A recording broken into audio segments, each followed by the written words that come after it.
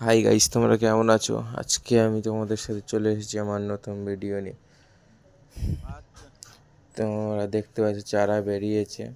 চারাটা হলো ঝালের চারা।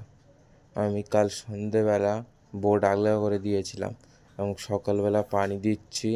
এবার ওপরে শাড়ি দিয়ে দেবো, জড়ি আছে, জড়ির ওপরে শাড়ি দিয়ে দেবো, না যেন রোদ লাগে। কারণ দেখতে পাচ্ছ একদম কচি চারা, রোদ লাগলেই সব মরে যাবে। তাই ওপরে ভালো করে শাড়ি দিয়ে ঢেকে দেবো, না যেন রোদ লাগে।